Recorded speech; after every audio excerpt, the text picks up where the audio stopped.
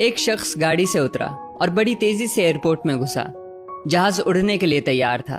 उसे किसी कॉन्फ्रेंस में पहुंचना था जो खास उसी के लिए आयोजित की जा रही थी, और जहाज उड़ गया।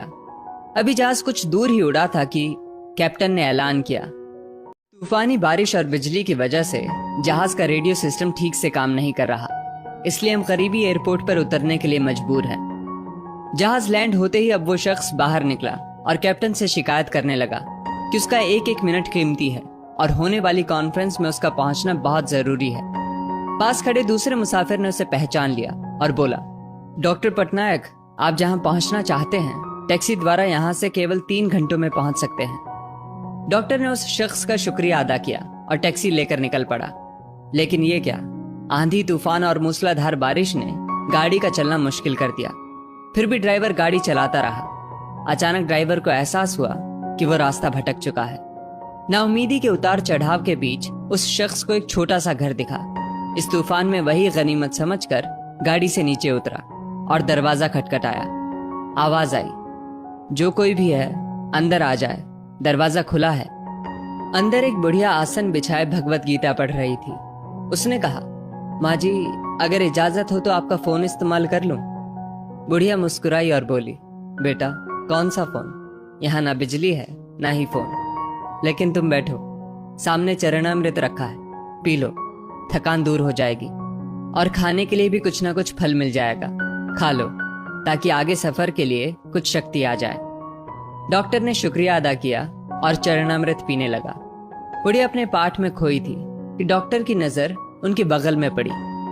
एक बच्चा कंबल में लिपटा पड़ा था, जिसे बुढ़िया थोड़ी थोड़ी देर में हिला देती थी। बुढ़िया ने पाठ समाप्त किया तो डॉक्टर ने कहा, माँ जी, आपके स्वभाव और एहसान ने मुझ पर जादू कर दिया है। आप मेरे लिए भी दुआ कर दीजिए, ये मौसम साफ हो जाए। मुझे उम्मीद है आपकी दुआएं जरूर कबूल होती होंगी। बुढ़िया बोली, नहीं बेटा, ऐसी कोई बात नहीं। तुम मेरे अतिथि हो और अतिथि की सेवा ईश्वर का आदेश है। मैंने तुम्हारे लिए भी दुआ की है। परमात्मा का शुक्र है, उसने मेरी हर दुआ सुनी है। बस एक और दुआ मैं उससे मांग रही हूँ, शायद जब वो चाहेगा उसे भी कबूल कर लेगा। कौन सी दुआ? डॉक्टर ने पूछा। बुढ़िया बोली, ये जो 4 साल का बच्चा तुम्हारे सामने अधमरा पड़ा है, मेरा पोता है। ना इसकी माँ जिंदा है ना ही बाप। इस बुढ़ापे में इसकी जिम्मेदारी मुझ पर है। डॉक्टर कहते हैं इसे कोई खतरनाक रोग है जिसका वो इलाज नहीं कर सकते। वो कहते हैं एक ही नामवर डॉक्टर है। क्या नाम बताया था उसका? हाँ, याद आया, डॉक्टर पटनायक। वो इसका ऑपरेशन कर सकता है। लेकिन मैं बुढ़िया कहाँ उस डॉक्टर तक पहुंच सकती हूँ? बच्चे को लेकर जाऊं भी तो पता नहीं वो देखने के लिए राजी भी हो या नहीं। बस अब बंसी वाले से यही मांग रही थी कि वो मेरी मुश्किल आसान कर दे।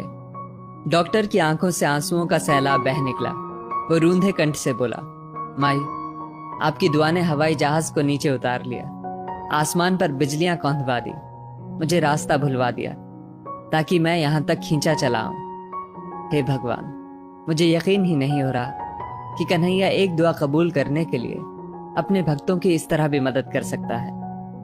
दोस्तों, वो ईश्वर सर्वशक्तिमान है। जहां इंसान बेबस हो जाता है, वहीं से उसकी परम कृपा शुरू होती है।